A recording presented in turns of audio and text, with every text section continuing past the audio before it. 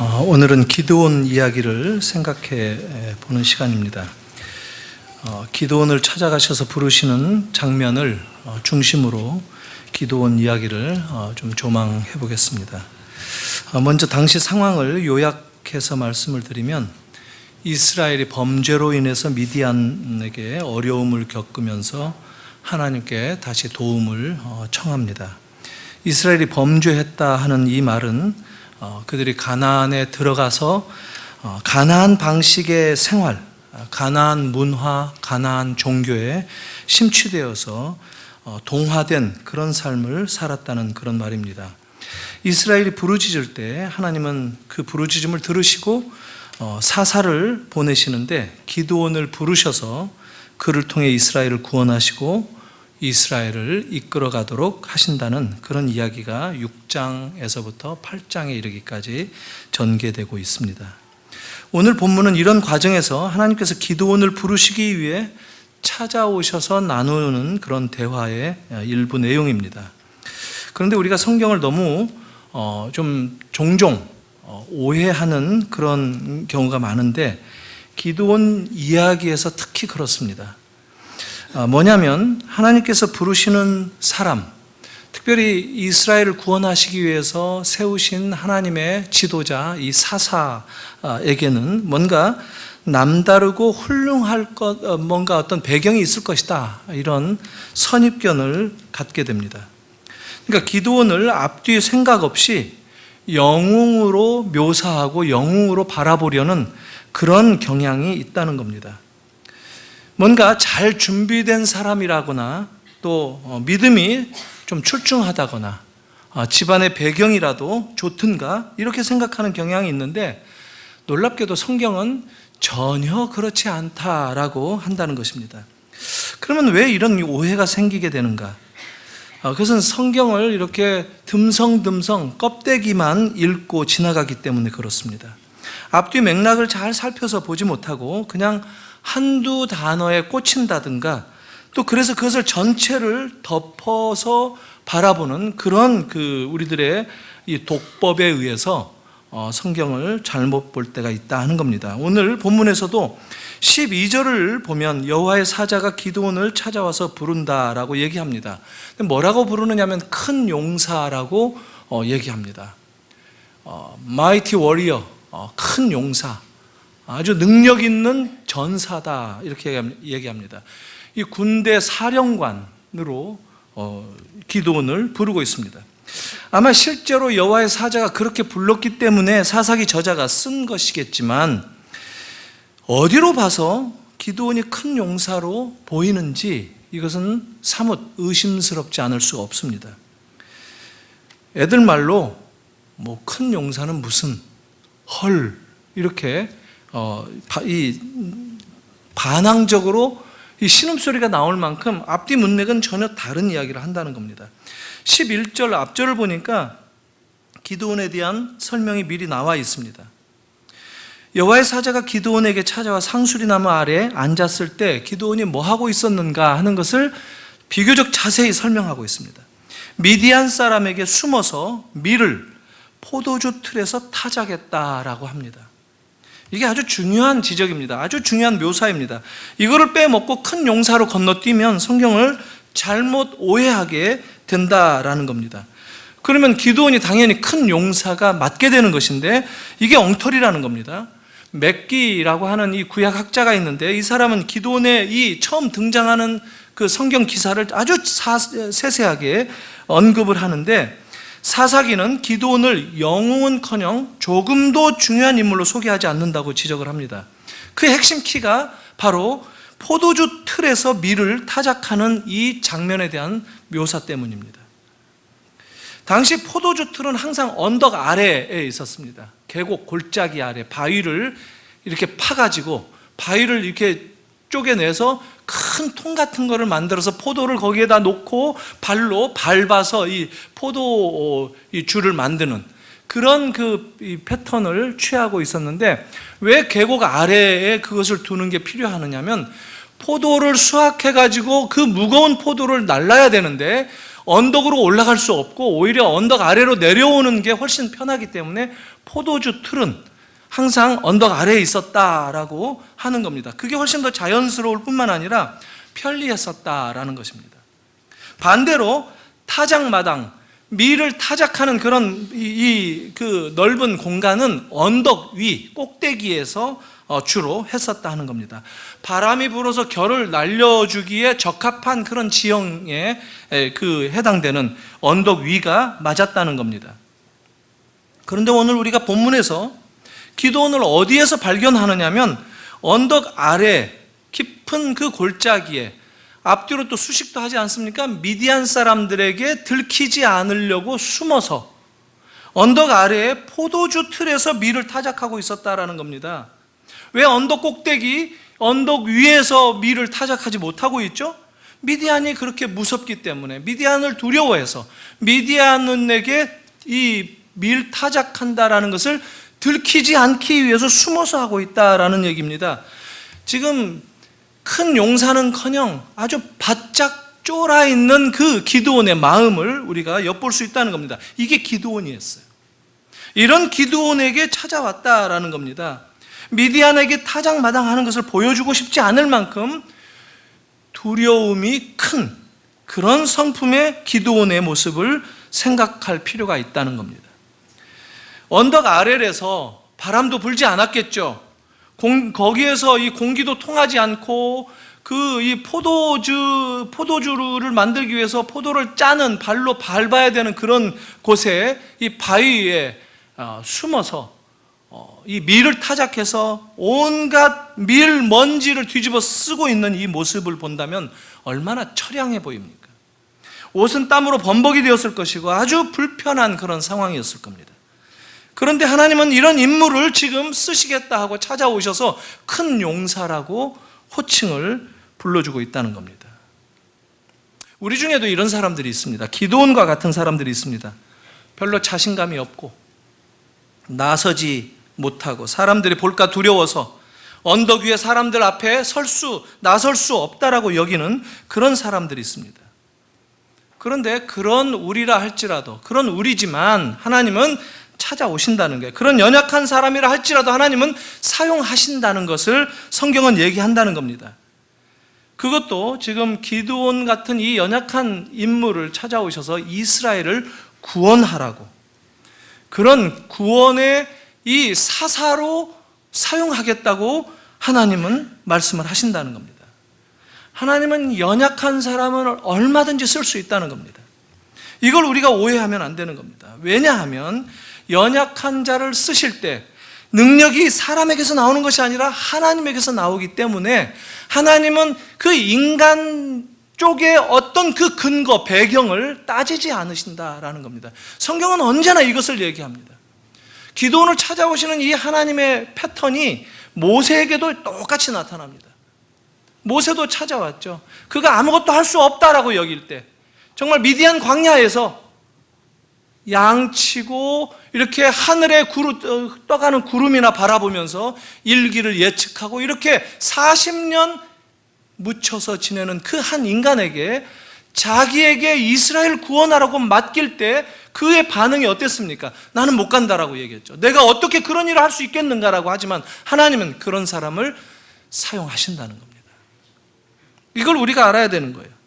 우리는 얼마나 인간 중심으로 메사를 생각하는지 모릅니다. 우리의 배경, 우리의 근거를 생각하는지 모릅니다. 그러다 보니까 우리의 삶이 힘들어지는 거예요. 그 배경을 갖추기 위해서, 그 근거를 채우기 위해서 노력을 하다 보니까 은혜를 추구하고 은혜를 깨닫기보다는 내가 내 힘으로 나를 어떻게 갖추기 위한 삶을 살다 보니까 우리의 삶이 어려워지고 힘들어진다라는 것입니다. 이런 우리의 태도를 바꿀 필요가 있습니다. 우리는 누구라 할지라도 그분의 도구일 뿐입니다. 아주 크게 목회를 하시는 그런 분들도 보면 인간적인 배경을 보면 약점들이 많습니다. 하나님께서 쓰시겠다 하시는 어떤 그 하나님 쪽의 배경이 없다면 이해할 수 없는 그런 일꾼들이 얼마나 많은지 모릅니다. 그래서 우리들도 종종 교회에서도 하나님은 뭐 목사를 들어서 쓰신다 이렇게 생각할 때가 많은데 쓰시기도 하겠죠. 목사도 쓰시겠지만 꼭 그런 건 아니다라는 겁니다. 아무 직분도 없고 가진 것도 없고 간이 늘 콩알만 해가지고 늘 움츠려드는 그런 작은 연약한 사람이라 할지라도 하나님은 쓰신다는 겁니다. 하나님이 쓰시겠다라고 하는 의지가 있으면 쓰신다는 겁니다. 그거에 우리의 마음을 열어놓을 필요가 있다는 겁니다. 그 기준을 우리가 가져야 된다는 겁니다. 기준이 뭐냐면 하나님의 뜻에 있다는 겁니다. 하나님이 쓰시겠다 하시는 그 의중이 중요하다는 겁니다. 하나님이 사용하시겠다라고 할 때 우리는 쓰임 받을 수 있고, 그리고 어떤 위대한 일도 행할 수 있다는 것입니다. 믿음에는 그렇기 때문에 크기가 없어요. 우리는 자꾸 큰 믿음을 얘기해요. 믿음을 이렇게 차곡차곡 재고 나면 이게 커집니까? 큰 믿음 없어요. 그건 우리의 언어적인 표현이에요. 수사적인 표현이지 성경은 큰 믿음 이렇게 따로 말하지 않습니다. 믿음은 다 같은 거예요. 믿음은 질적인 거예요. 믿음은 하나님의 선물입니다. 하나님의 은혜라는 거예요. 내가 만들어내는 것이 믿음이 아니라는 거예요. 믿음은 철저하게 하나님 쪽에서 주도권을 가진 것이다라는 것을 우리가 알아야 된다는 겁니다. 그렇기 때문에 나는 믿음이 없다거나 믿음이 작다거나 이런 말을 쉽게 해서는 안 되는 겁니다. 12절에 보니까 여호와의 천사가 기드온에게 큰 용사라고 했지만 기드온은 군대도 없었어요. 그냥 혼자 이 밀타작하는데 하나님이 찾아오셨다는 거예요. 여호와의 천사라고 얘기합니다. 말렉이라고 합니다. 말렉. 여기서는 사실상 나비라는 말이 쓰였어요. 나비가 선지자예요. 근데 인간 선지자를 얘기할 때 쓰는 말인데 그 앞에 문맥을 쭉 보면 말렉이 계속 쓰였는데 인간 선지자가 아니라 하나님의 어떤 특별한 그런 뜻을 전달하는 신적인 기원을 갖는, 신이 나타날 때 그 하나님을 지칭하는 그런 표현으로 맥락이 사용되었다라는 겁니다. 왜냐하면 점점 문맥을 통해서 나타나기 때문입니다. 기보르 하일이라고 하는 이 큰 용사, 이것도 이 군인들을 거느리는 군 사령관 이쯤 됩니다.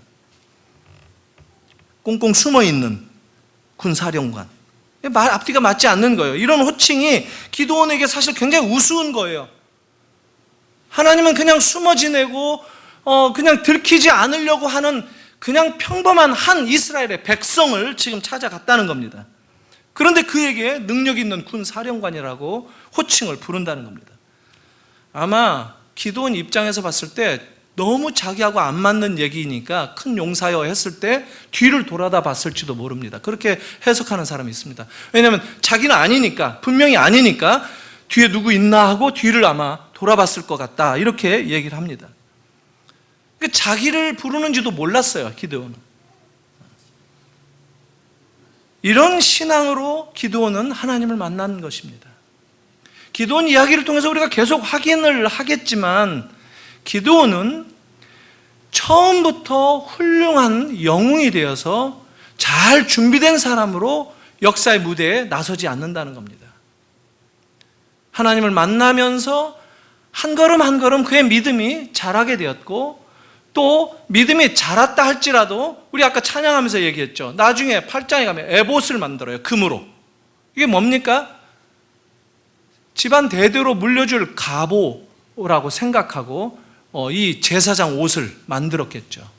보물로, 보물단지로.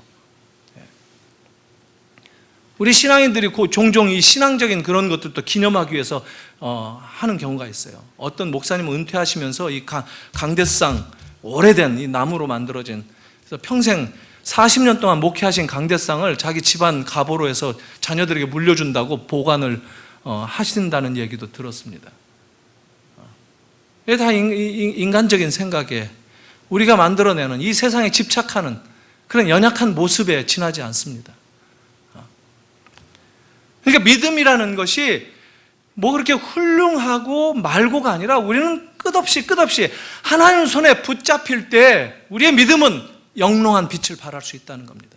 우리가 하나님을 의지할 때, 우리가 하나님의 말씀을 붙들 때, 우리가 하나님의 말씀을 듣고 순종할 때, 그때 우리의 믿음은 영광스러운 빛을 발할 수 있다는 겁니다. 그러나 우리는 언제라도 미끄러질 수 있는 존재라는 거예요. 성경은 영웅화하지 않습니다. 어떤 인물도 영웅이라고 말하지 않습니다. 다윗이 얼마나 위대한 왕이었습니까? 그러나 다윗의 수치를 성경에 낱낱이 밝히지 않습니까? 초장에 수치스러운 일을 한 거 아니에요. 그리고 그가 회개해서 훌륭하게 되었다. 그게 아니에요. 왕이 되었고 모든 것을 다 누리게 되었고 믿음으로 쌓은 모든 그의 업적도 하루아침에 날려버릴 수 있는, 그게 인간의 존재라는 거예요. 성경은 그렇게 얘기하고 있는 거예요. 그래서 성경은 진실된 책인 겁니다. 역사는 그렇게 가감없이, 그게 성경이 역사에 대한 태도예요. 이걸 우리가 바라볼 필요가 있다는 거예요. 한심한 채로 하나님을 만납니다. 여호와의 사자가 찾아와서 너를 돕겠다, 내가 너와 함께 하겠다라고 얘기합니다. 약속하십니다. 그런데 기드온이 뭐라고 반응을 합니까? 정말요? 그걸 어떻게 믿죠? 이게 기드온이었어요. 이게. 그리고 뭐라고 요구합니까? 지금 나한테 지금 얘기하고 있는 분이 하나님인지 내가 어떻게 알 수 있냐고. 굉장히 합리적이죠? 알만한 표징을 달라고. 그래서 18절 보니까 예물을 가져올 때까지 이 자리에 좀 계셔라. 그러니까 여호와의 사자가 기다리겠다.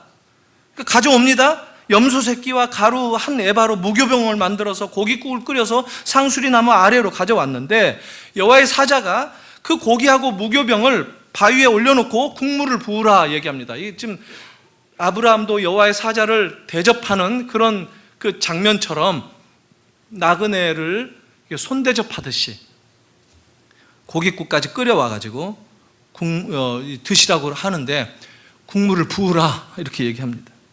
그대로 합니다. 그러니까 거기에 지팡이를 대니까 불이 나와서 고기와 무교병을 살라버립니다. 그러니까 22절에 기드온의 반응이 아주 가관인데 슬프다고. 그제서야 하나님 것을 인정하고 내가 여호와의 사자를 대면해서 무섭다고 떱니다. 죽을지 모른다고. 그때 이제는 여호와의 사자가 아니라 여호와께서 직접 나타나셔서 괜찮다고, 두려워하지 말라고, 너 죽지 않는다고 안심을 시키는데, 그리고 번제를 드리게 되는데 하나님께서 바알의 제단과 아세라상을 찍어서 허물어버리라 라고 명을 합니다. 근데 또 이걸 실천에 옮겨요. 기드온이 순종을 합니다. 근데 잘 보면 순종을 하긴 하는데 사람들에게 들킬까봐 밤에 합니다. 밤에 아무도 모르게 살짝 가서 때려 부수고 와요.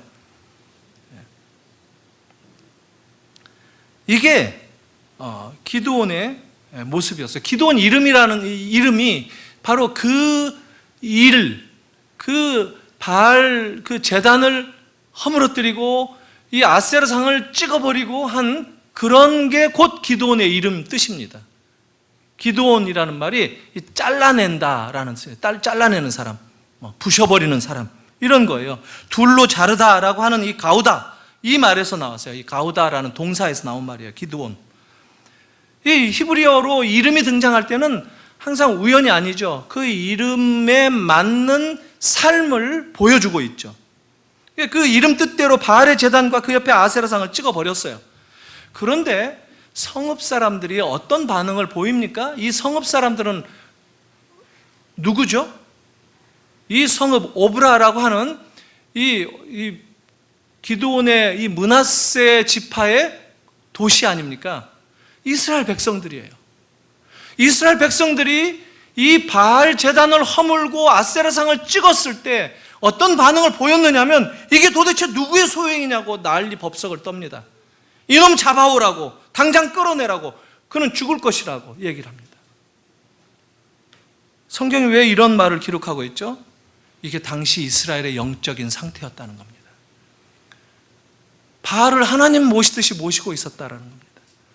얼마나 이스라엘 사회가 하나님과 멀어져 있는가 하는 것을 여실히 보여주고 있는 그런 장면입니다. 이방 신들이 깊이 그들의 삶 속에 침투해 있다는 거예요. 서로 정죄할 수도 없을 만큼, 누가 잘못했느니 할 것도 없을 만큼 다 함께 그런 이방 종교, 우상 종교에 빠져들어갔다라는 겁니다. 아세라를 섬기고 바알을 섬겼다라고 하는 것. 이게 지금 가나안에서 보여줬던 이스라엘의 형편이었습니다. 바알의 뜻이 뭐냐면 남편, 주인이라는 뜻입니다.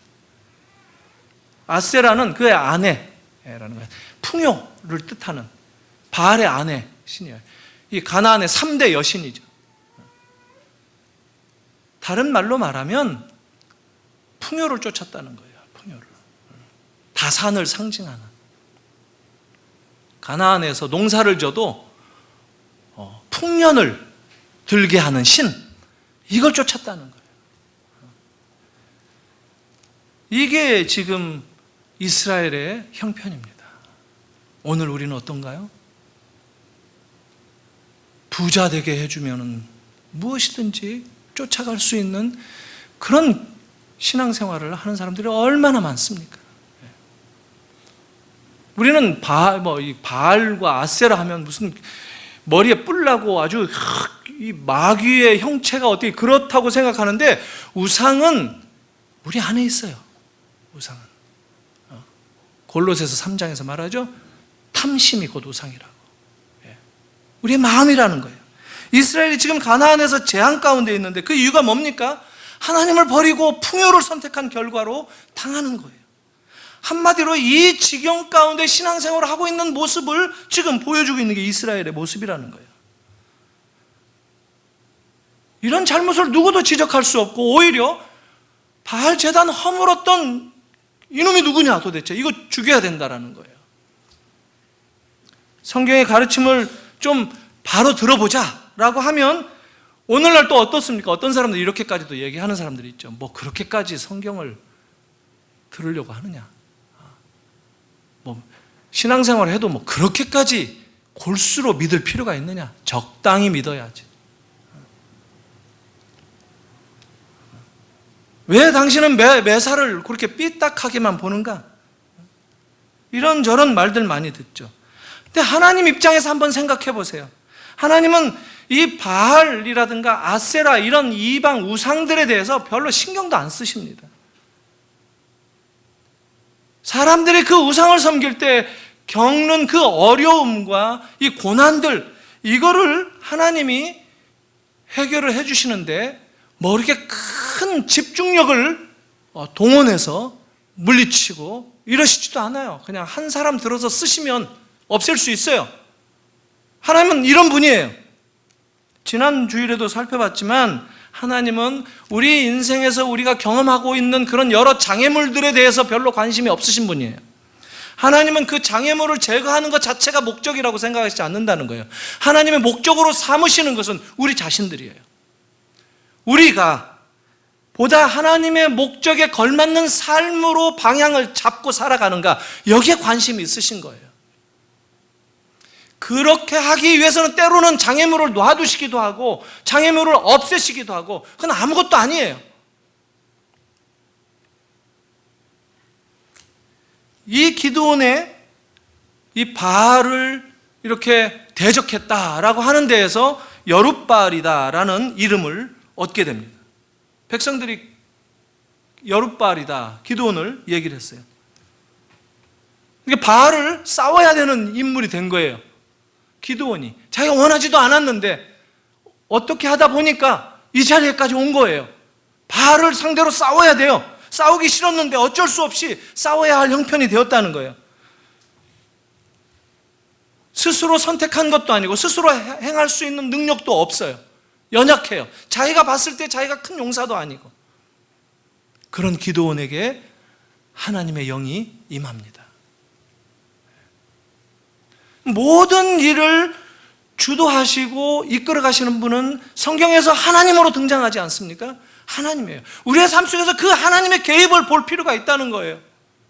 내가 아무것도 할 수 없을 때, 내가 뭔가를 해야 할 때, 어느 때든지 하나님이 나에게 지금 찾아오시는 그것을 기대하고 찾는 것이 중요하다는 거예요. 그 확인하는 것이 중요하다는 거예요. 34절을 보니까 여호와의 영이 기드온에게 임하게 됩니다. 기드온이 그래서 군사를 모으고 미디안을 치려고 하는데 자기 실력이 없다는 것을 스스로 잘 알고 있으니까 불안합니다. 그래서 하나님이 정말 도와주실 거냐 또 흥정을 합니다. 그래서 하나님을 시험합니다. 양털 시험을 걸죠. 이게 기도원이 이게 표징을 구하는 건데, 이 표징을 구하는 신앙을 성경이 지적하는 것은 항상 그의 신앙이 형편없다는 것을 얘기합니다. 그의 신앙이 굉장히 미신적이고 마치 무속적이다 하는 것을 지적하는 그런 성경의 이야기입니다. 양털 시험, 징표를 구합니다. 정말 도와주실 거니까. 아니, 처음부터 내가 너와 함께한다, 내가 반드시 너와 함께할 것이다 라고 얘기하신 그 하나님의 말씀은 듣지 않습니다. 흘려버립니다.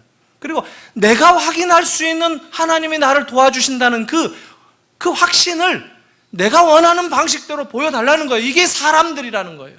지금 기드온이 그렇게 하고 있어요. 양털을 이렇게 널어놓고 이슬이 양털 위에만 가득 맺히게 되면 그거는 하나님이 나를 도와주시는 것으로 생각하겠다. 이슬이 양털만 맺히고 땅들은 마른 땅으로 고실고실하게 되면 하나님이 나를 도와주신다는 것으로 알겠다. 하나님이 그대로 또 들어주세요. 양털에만 이슬이 맺힙니다. 그런데 또 기드온이 이번에는 그 반대로, 죄송한데 한 번만 더 하겠습니다. 참 사람들은 끝도 없어요. 봐주는 것도 우리 사람들은 그거 못 봐줍니다. 너 한 번 하면 하기로 했잖아. 우리들은 그렇죠. 다시 안 해. 한 번이면 됐어. 더 이상 안 해. 근데 하나님은 또 해주세요. 하나님은. 여러분, 누가 뭐 동생이나 뭐 또 자녀들이나 친구들이나 그런 사정을 할 때 이런 하나님의 성품으로, 그래, 한 번 내가 더 들어준다. 그렇죠. 애들 셀 때, 3달 때까지 들어. 듣는 애들 없죠. 그러면 셋 하면 어떻게 해요? 끝나면 매가 나가야 되는데, 하나, 둘 반, 둘 반의 반, 거진 셋, 막 이렇게 들어가죠. 기다려준다는, 이게 하나님이 그러시다는 거예요. 그래서 또 양털을 반대로, 이번에는 양털은 이슬이 안 맺히고 마른 양털이고 땅이 이슬이 가득 맺혔습니다.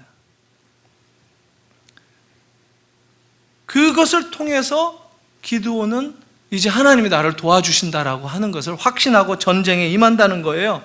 표징을 통해서 하나님의 승리를 주실 것을 믿는 사람이라는 거예요. 그게 기드온의 신앙이었어요. 샤머니즘적인. 우리는 성경에 이 기드온의 이야기를 그냥 건너뛴 채 기드온은 아주 믿음의 용사였다, 우리에게 그런 이게 있죠. 기드온 하면 생각나는 게 뭐죠? 기드온의 300용사. 이 300이라는 영화가 거기에서 나왔어요. 그 아이디어가. 이 스파르타의 그 300명을 아주 용맹스럽고 근육질 300명을 모아가지고 페르시아를 상대로 결국 지게 되지만, 그 300 영화가 끼치는 이 헬스클럽들이 얼마나 호황기에 접어듭니까? 이 근육질 만들어주느라고. 이게 기드온의 300용사예요. 300명의 용사가 그런 용사인 줄로 생각하기 때문에 그런 거예요. 어처구니 없는 성경의 해석이지만 이게 왜 나왔느냐면, 이제 전투 준비합니다. 양털 시험도 끝내고 이제 하나님이 나를 승리를 보장해 주셨다라고 가려고 백성들을 모아서 하려고 해요. 근데 이번에는 하나님이 브레이크를 거십니다. 너무 많다는 거예요, 군사가. 기드온이 모았더니만 모아보니까 3만 한 2천 명 되는 것 같아요. 나중에 계산을 해보면. 너무 많다는 거예요. 보내라 그래요. 더 적은 수로도 얼마든지 한다는 거예요. 왜 그렇죠? 자기들이 수가 많아서 전쟁에서 승리했다라고 자랑할까 봐. 우리 사람들이 종종 그런 이 사이클에 빠지지 않습니까? 그런 메커니즘이 있는 것을 아니까 하나님은 그러지 못하도록 내가 전쟁하는 거다라고 하는 것을 일깨워 주시기 위해서 사람의 힘, 능력, 그거보다도 내 능력으로 전쟁하라고 하나님은 너무 많다고 하시는 거예요. 그래서 보냅니다. 다 보내라고 해요. 보냈더니만 3만 2천 명 중에 2만 2천 명이 떠나고 1,000명 남았어요. 옳다구나 하고 전쟁하기 싫은 사람 다 떠났겠죠. 그 3만 2천 명이 모았다가 2만 2천 명이 집으로 다 돌아가는 그 장면을 한번 생각해 보세요. 얼마나 어수선하고 시끄럽고, 이 기드온 입장에서는 이 어떤 마음이 들었겠어요? 참 처참하죠. 분위기 얼마나 나빴겠어요. 10,000명밖에 안 남았어요. 근데 하나님은 거기서 또 브레이크를 겁니다. 그것도 많은 거예요. 그래서 그 10,000명한테 물을 먹는 거를 한번 봐라. 그래서 손으로 물을 퍼서 마시는 사람들을 따로 구분하고, 무릎 꿇고 물을 마시는 사람을 또 구분해서 이쪽 저쪽에 세워둬라 얘기합니다. 이게 무슨 차이가 있죠? 많은 설교가들이나 이 구약 연구가들이 손으로 떠서 마시고 무릎 꿇고 마시는 이런 거를 심리학적으로 해석을 해보려고 노력을 많이 했는데 그거 다 엉터리입니다. 그냥 하나님은 작은 쪽을 선택하기 위해서 구분한 거예요. 300명이 남은 거예요. 300명이. 근육질의 300명의 용사가 남은 것이 아니라 갈 곳 없는 300명이 남은 거예요. 물론 그 중에 충성심, 애국심이 있는 그런 사람들도 끼어 있었겠죠. 기드온이 그렇게 심란한 그런 상황 가운데에서 전쟁을 치르게 되고 승리를 얻게 되는 겁니다. 기드온이 승리했나요? 기드온이 전쟁을 했나요?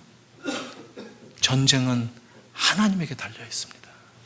우리의 싸움은 하나님에게 달려 있습니다. 여러분의 인생은 하나님에게 달려 있어요. 인생에서 경험하는 어떤 시련과 어떤 싸움도 하나님에게 달려 있어요. 그걸 보는 것이 믿음이라고 성경은 얘기합니다. 한 가지만 더 생각해 봅니다. 오늘 말씀에서 기드온을 찾아오신 하나님이 뭐라고 말씀하셨느냐면 16절에 내가 반드시 너와 함께 하겠다 이렇게 말씀하셨어요. 그런데 기드온은 딴 걸 요구합니다. 지금 얼마나 저는 이거 읽을 때마다 굉장히 어처구니 없는데, 하나님이 함께 해주시겠다고 하는데 하나님이 함께 하시는 거 말고 다른 어떤 수단을 달라고 요구합니다. 눈에 보여야 되는 거예요. 표징으로 확인할 수 있는 거예요. 하나님이 함께 하시는 것보다도 더한 게 뭐가 있겠어요, 세상에. 이거 우리들하고도 마찬가지예요. 내가 너와 함께 하겠다라고 하는데 하나님, 그거 말고, 하나님 말고 다른 어떤 내가 원하는 수단을 주세요. 나는 그걸 기다립니다. 그걸 하나님보다 더 좋아합니다. 하나님, 당신보다 더 구체적인 어떤 다른 수단을 달라고 우리는 요구한다는 거예요. 내 마음대로 사용할 수 있는 그게 필요하다는 거예요. 우리는 그런 것들이 필요하지 하나님이 필요한 존재가 아닌 것처럼 산단 말이죠. 하나님 우리와 함께 하신다고 하는데 그 하나님 말고 다른 어떤 것이 그 하나님보다 나은 게 뭐가 있겠어요? 근데 우리는 그걸 선택한다는 거예요. 기드온이 지금 그런 거예요. 돈이죠, 이게. 물질, 지위나 환경. 우리는 이런 것들을 원하죠, 이런 것들을. 하나님이 함께 하시는 인생보다 그런 게 더 좋은 거예요. 내가 만들어낸 거, 거기에 살짝 플러스 알파만 얹어달라는 거예요. 그래서 내 노력으로 여기까지 온 것을 증명하면서 자랑하면서 사는 인생이 되게 해달라고 하나님은 그저 나를 세워만 달라고 하는 것이 우리 인생들이라는 거예요. 정주영 씨가 천국에 갔답니다. 갔는데 이병철 씨가 계시더래요. 그냥 그분들 예수 안 믿었다고 하죠. 그러니까 좋게 얘기해 주는 거예요. 그래서 아이고 성님 여기서 뵙군요 하고 이제 인사를 드렸어요. 자네 왔는가? 그러는데 아유 성님 돈 좀 빌려주실 수 있어요? 그랬대요. 이병철 씨가 자네도 한 푼도 못 가져왔는가? 나도 한 푼도 못 가져왔네. 근데 우리는 그게 이 세상에서 중요하다고 여기는 거예요. 못 가져가요.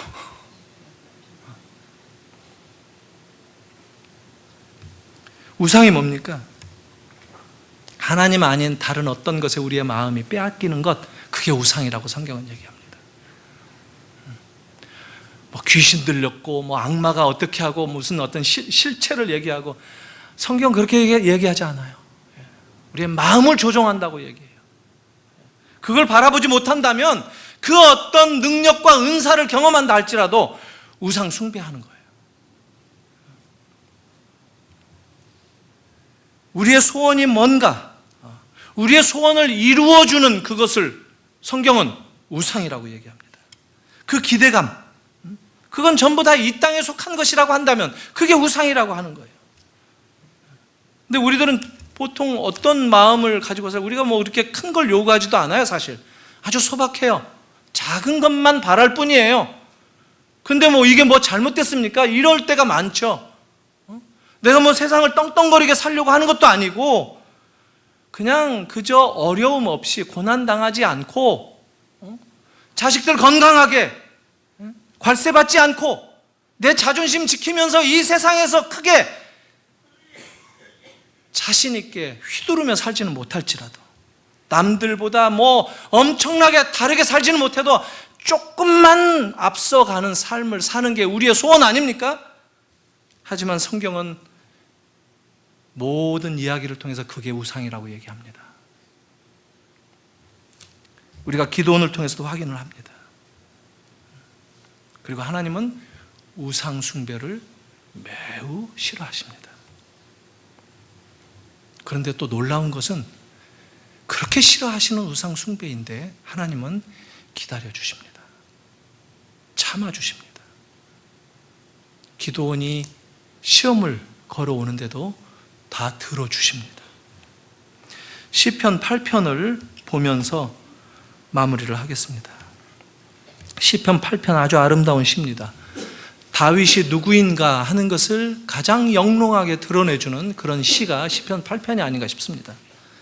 제가 1절서부터 9절까지 빠르게 읽고 그리고 한 두 구절만 좀 짚어가면서 말씀드리면서 맺겠습니다. 여호와 우리 주여, 주의 이름이 온 땅에 어찌 그리 아름다운지요. 주의 영광이 하늘을 덮었나이다. 주의 대적으로 말미암아 어린 아이들과 젖먹이들의 입으로 권능을 세우시며 이는 원수들과 보복자들을 잠잠하게 하려 하심이니이다. 주의 손가락으로 만드신 주의 하늘과 주께서 베풀어 두신 달과 별들을 내가 보오니 사람이 무엇이기에 주께서 그를 생각하시며 인자가 무엇이기에 주께서 그를 돌보시나이까. 그를 하나님보다 조금 못하게 하시고 영화와 존귀로 관을 씌우셨나이다. 주의 손으로 만드신 것을 다스리게 하시고 만물을 그의 발 아래에 두셨으니 곧 모든 소와 양과 들짐승이며 공중의 새와 바다의 물고기와 바닷길에 다니는 것이니이다. 여호와 우리 주여, 주의 이름이 온 땅에 어찌 그리 아름다운지요. 주님의 이름이 온 세상에 아름답게 불려지고 들려진다는 참 아름다운 시입니다. 2절에 보니까 주의 대적으로 말미암아 어린 아이들과 젖먹이들의 입으로 권능을 세우신다 얘기합니다. 하나님은 대적자들을 물리치시기 위해서 힘센 용사, 똑똑하고 잘난 사람들을 쓰신다고 하시지 않고 어린아이들, 젖먹이들의 입을 들어서 쓰신다 얘기합니다. 이게 사사기의 원리입니다. 지난 시간에 드보라도 마찬가지였죠. 지금 기드온도 마찬가지입니다. 하나님은 그렇게 힘 있는 사람들 쓰시는 게 아니에요. 평범한 사람들, 못났다고 생각하고 힘이 없다고 생각하는 그런 나를 하나님이 쓰신다는 거예요. 이거 놓치지 마십시오. 여러분, 하나님이 쓰임받는 사람들입니다. 그거 알고 돌아가시기 바랍니다. 그거 붙들고 사시기 바랍니다. 하나님은 내게 있는 그 조건에 의해서 나를 부르시는 분이 아닙니다. 하나님이 가지신 그 무한한 자원을 주시겠다 하시는 그 연약한 사람을 하나님이 들어 쓰신다는 거예요. 그리고 또 5절 보니까 그를 하나님보다 조금 못하게 하시고, 그라는 것은 4절에 말했던 사람입니다. 사람이 무엇이기에 주께서 그를 생각하고 인자가 무엇이기에 주께서 그를 돌보시나이까. 그 사람을 나를 하나님보다 조금 못하게 하셨다라고 얘기합니다. 근데 그 말하고 영화와 존귀로 관을 씌우셨다라고 얘기하는 하반부 구절하고 안 맞아요. 그러니까 앞에 구절을 바꿔야 되는데 하나님보다 조금 못하게 하셨다가 아니라 하나님과 버금가게, 하나님과 같은 존재로 우리를 지으셨다는 겁니다. 이게 아담적 존재인 인간을 얘기하는 겁니다. 하나님의 형상으로 지었다는 거죠. 그 말은 하나님의 성품, 신의 성품에 참여하도록 우리를 초대하셨다는 거예요. 이게 영광이죠. 하나님처럼 우리를 지으셨다는 거예요. 하나님처럼 우리를 높이셨다는 거예요. 우리를 하나님 대접해 주시겠다는 거예요. 우리가 하나님으로, 하나님은 우리를 상대하신다는 거예요. 그래서 영화와 존귀로 우리를 대하시고 관을 씌우셨다는 거예요. 우리를 보면 그렇지 않죠. 죄악 덩어리고 연약하고 무능하고, 그러나 그거가 아니라 하나님은 우리를 그런 존재로 우리를 세우셨다는 거예요. 이게 창조 당시에 아담에게 빚어주신 하나님의 형상대로 지으신 것을 노래하면서 동시에 그게 죄로 깨졌죠. 죄로, 타락으로 무너졌죠. 그러나 다시 구원시킨 하나님의 자녀가 되도록 한 우리들을 이렇게 또 표현을 하는 겁니다. 하나님으로 대하시겠다는 거예요. 여러분, 우리들은 신적인 존재들입니다. 성경이 그걸 얘기합니다. 하나님이 영화롭게 존귀로 우리에게 관을 씌워주셨다는 거예요. 하나님보다 조금 못한 것, 이것은 그냥, 이 히브리어에는 비교급이 없어요. 이건 우리가 피조물이라는 겁니다. 우리는 하나님 같은 존재인데 우리는 피조물이다, 이것을 덧붙인 것입니다. 히브리어에는 비교급이 없어요. 모어된 이런 말 없어요. 누구보다 누구보다 더 예쁘다, 이런 말은 없어요. 그걸 어떻게 표현하느냐면 누구는 예쁜데 누구는 밉다, 이렇게 얘기하는 거예요. 이게 히브리어의 비교급 없는 표현입니다. 그런 말 성경에서 많이 하죠. 구약에도 나옵니다. 나는 에서를 사랑하였으나, 야곱은 사랑하였으나 에서는 미워하였느니라. 말라기에서도 나오고 종종 나오죠. 에서를 미워했다는 얘기 아니에요. 우리는 에서를 미워하고 에서가 원수고 에서를 죽여야 된다, 이렇게 생각하는데 그게 아니에요. 야곱을 더 사랑했다는 겁니다. 야곱을 선택했다는 거예요. 예수님도 그런 말씀하셨어요. 부모 형제를 미워하지 않고는 천국에 들어올 수 없다고 얘기했어요. 나를 따를 수 없다고 얘기했어요. 부모 형제를 미워하고 그러라는 거예요?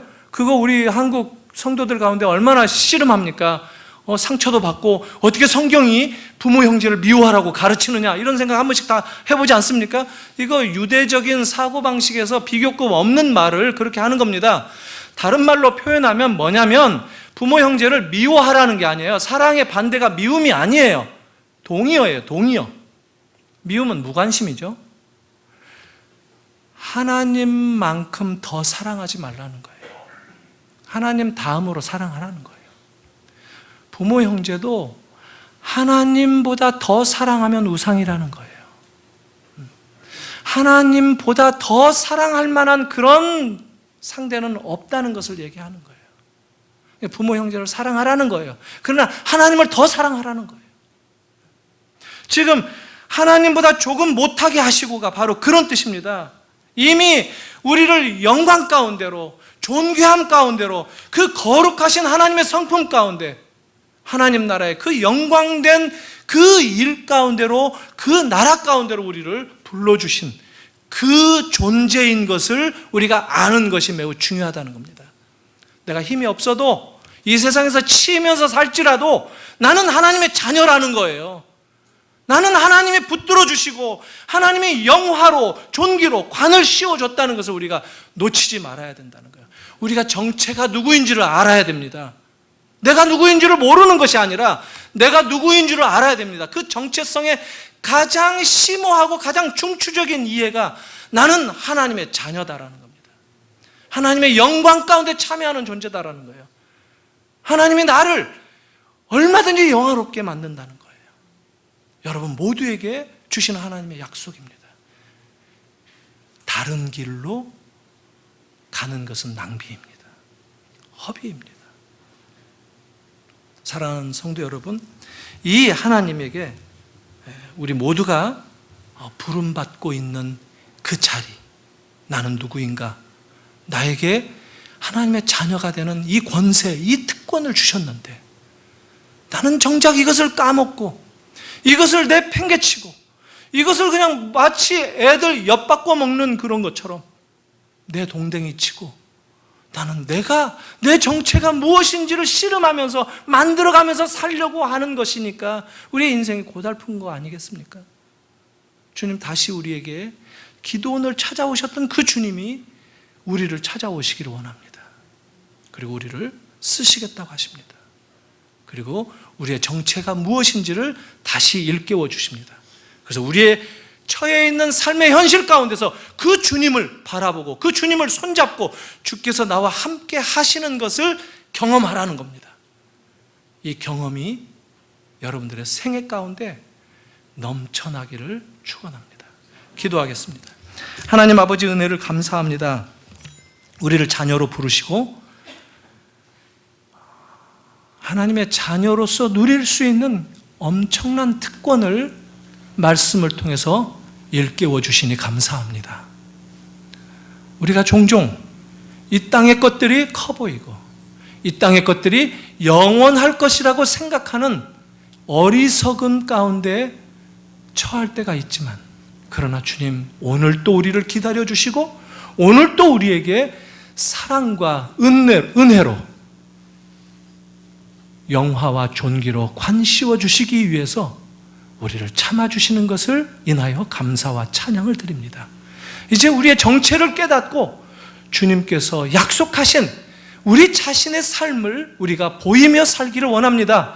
주님 불쌍히 여겨주시고 반드시 너와 함께 하겠다 약속하신 그 주님 믿고 붙들고 의지하며 살아가는 주의 백성들 가운데 영화로 관씌워 주시고 존귀하게 하나님처럼 이 땅에서 누리게 하신다고 약속하셨사오니 그 약속의 길에 머물도록 함께하여 주시옵소서. 예수님의 이름으로 기도하옵나이다. 아멘.